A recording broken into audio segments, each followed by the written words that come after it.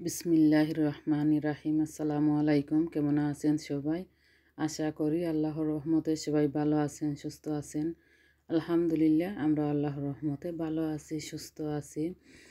আজকে আপনাদের সাথে একটা কথা শেয়ার করব।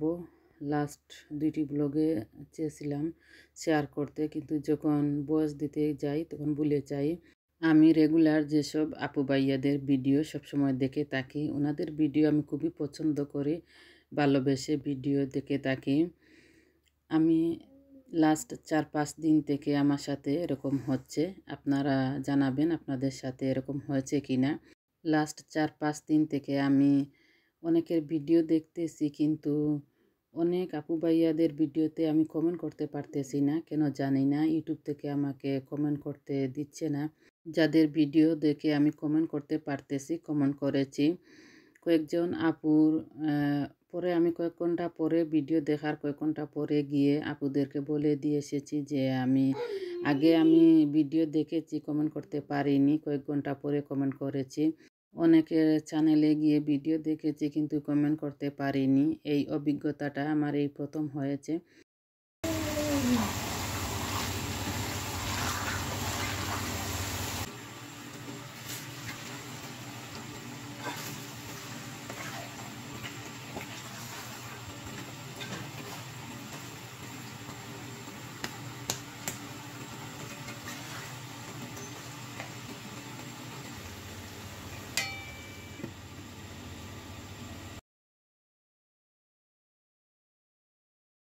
চিকেন রান্না করেছিলাম, ভাজা জিরা গুঁড়া হাফ চামচ দিয়ে দিয়েছি।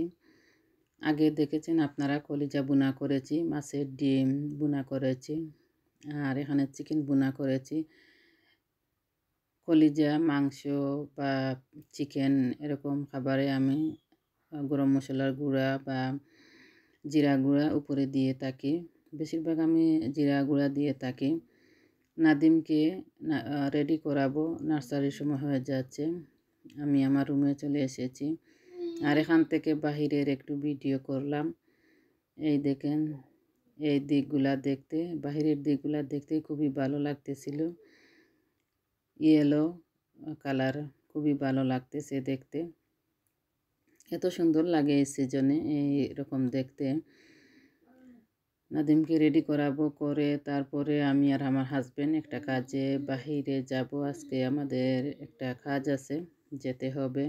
আমার হাজবেন্ডও আমার সাথে যাবেন, উনি আজকে ঘরে আছেন। নতুন যারা, যদি ভালো লাগে আমার চ্যানেলটি সাবস্ক্রাইব করতে পারেন, আর যদি লাইক দিতে ভুলে যান লাইক দিয়ে দিতে পারেন। নাদিমকে নার্সারিতে দেব, ওর ব্যাগের মধ্যে আমি নাপি, কাপড় এগুলা দিতে হয়। নাদিমকে কোনো নাপি পরাই, ওর টিচাররা নাপি চেঞ্জ করেন। শুধু নাদিম না, অনেক বাচ্চারাই। আগে ওনাদের নিয়ম ছিল, আমার মেয়েরা যখন নার্সারিতে গিয়েছিল তখন ওনাদের নিয়ম ছিল 3 বছরের মধ্যে বাচ্চাদের নাপি চাড়াতে হবে, না চাড়ালে ওনারা নার্সারিতে নিতে চাইতেন না। আর এখন ওনাদের নিয়ম চেঞ্জ করেছেন যে বাচ্চাদের 3 থেকে 4 বছর পর্যন্ত নাপি পড়তে পারবে, ওনারা চেঞ্জ করবেন। তাই আর কোনো প্রবলেম হয়নি। আমি আস্তে ধীরে নাপি, ওকে টয়লেট ট্রেনিং দেব, নাপি ছাড়াবো আস্তে ধীরে। ওয়াইপস দিতে ভুলে গিয়েছিলাম, এটা আগের ছিল স্কুল ব্যাগে, ভাবলাম এটা শেষ হয়ে যাক, নতুন একটা দেব পরে। আর ওকে কাপড় পরাবো, এখানে বাহির করে রেখেছি। এই যে ওর কাপড়, ওকে নিয়ে আসবো এখন। ও আমার রুমে নাই, অন্য রুমে খেলা করতেছে। আর ব্যাগের মধ্যে, এই যে একটা প্লাস্টিক ব্যাগের মধ্যে কাপড় দিয়ে দেব। এগুলা স্কুল থেকে ওনারা পরিয়ে দিয়েছিলেন, এর আগে আমি ধুয়ে এগুলা দিয়ে দিতেছি। আমি সব সময় স্কুলের যে কাপড়গুলা ওনারা পরিয়ে দেন, মাঝে মধ্যে পরিয়ে দেন। ব্যাগের মধ্যে কাপড় দিই, তারপরে ওনারা স্কুল থেকে পরিয়ে দেন, কারণ অনেক সময় ব্যাগ চেক করেন না। ওনাদের স্কুলের কাপড় থাকে এক্সট্রা, বাচ্চাদের জন্য কাপড়, জুতা এগুলো সবসময় রাখেন নাপি। স্কুলের কাপড়গুলো ধুয়ে আমি সবসময় দিয়ে থাকি। এই যে নাদিমকে নিয়ে এসেছি, ও তো খুবই দুষ্টুমি করতেছে। ওকে বলতেছি তোমার টাইম হয়ে যাচ্ছে, তাড়াতাড়ি রেডি হও। দেখবেন ও উপরেরটা পরে আর নিচের ট্রাউজার পরতে চায় না, ও বেডে উঠে গিয়ে বসে থাকে। ওকে আমি ডাকাডাকি করে পরে নিয়ে আসি।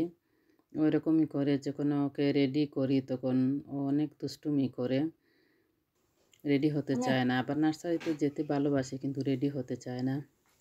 এই যে দেখেন ও গিয়ে বসে আছে, ও আসবে না। ওকে ডাকলাম, তোমার সময় হয়ে যাচ্ছে, তাড়াতাড়ি আসো, আমি রেডি হতে হবে, তোমাকে রেডি করে আমি রেডি হব। পরে ওকে জোর করে নিয়ে এসে ট্রাউজার পরিয়ে দিয়েছিলাম। ট্রাউজারটা দেখিয়ে আমি বলেছিলাম যে তোমার সময় হয়ে যাচ্ছে, তাড়াতাড়ি আসো, ট্রাউজার পরতে হবে। নাদিমকে নার্সারিতে দিয়ে আমরা বাহির হয়ে পড়েছি। প্রচুর ঠান্ডা, সাথে বৃষ্টিও হচ্ছে। ঠান্ডা, একদিকে ঠান্ডা একদিকে বৃষ্টি, ভালো লাগে না।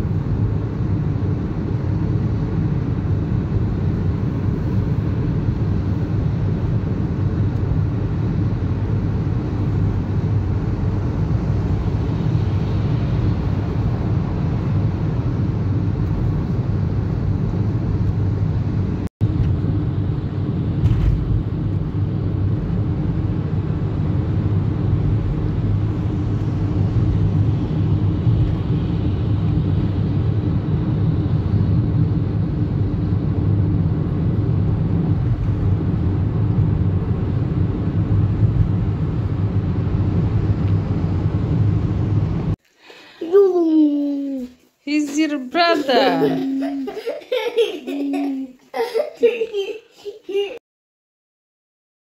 এখানে আমি আমার নাইম নাদিমের কিছু দুষ্টুমির ভিডিও আপনাদের সাথে শেয়ার করেছি। ওরা এরকম করে একজন আরেকজনের কাপড়ে ধরে টানাটানি করে। স্কুল থেকে আসা পরে ওদেরকে কাপড় চেঞ্জ করে খাবার দিয়েছিলাম। নাইমের টি শার্টটা এখনও রয়ে গিয়েছে, নাইমের স্কুলের টি শার্টটা এখনও পরনে রয়ে গিয়েছে। ও যখন বেডে যাবার আগে চেঞ্জ করে যায়, মাঝে মধ্যে এরকম করে থাকে। নাদিমকে বেডে নিয়ে এসেছি। ও দেখেন, ও আমার সাথে আমার বেডে ঘুমায়। ও উপরে ওঠে বসে আছে, ওখানে নাকি ও ঘুমাবে। ঘুমায় না, এমনিতে ও পছন্দ করে উপরে ওঠে বসে থাকা। ঘুমায় না বলে ঘুমাবে, তবে ঘুমায় না। নাদিমকে এখন আমি নিয়ে যাব কিচেনে। হালকা ওর একটু জ্বর এসেছে, ওকে ভাবলাম মেডিসিন দিয়ে দেই, না হয়তো রাত্রে বেশি জ্বর আসতে পারে। তাই ওকে নামিয়ে নিয়ে আসতেছি। ওকে বললাম যে তুমি নেমে আসো, তোমাকে মেডিসিন দিতে হবে। যদি এখন মেডিসিন না দিই তাহলে রাত্রে হয়তো বেশি জ্বর আসতে পারে। আমি এরকম করে থাকি, যখন বাচ্চাদের দেখি একটু জ্বর আসছে তখন সাথে সাথে আমি বাচ্চাদেরকে মেডিসিন দিয়ে দেই। কালপল বাহির করেছি, যেটা দিয়ে ওকে খাওয়াবো ওইটা নতুন তো তাই ধুয়ে নিতেছি। আমি সবসময় এরকম করি, নতুন যে কোনো জিনিস ধুয়ে ব্যবহার করি। এটা ধুয়ে নিয়ে এসেছি।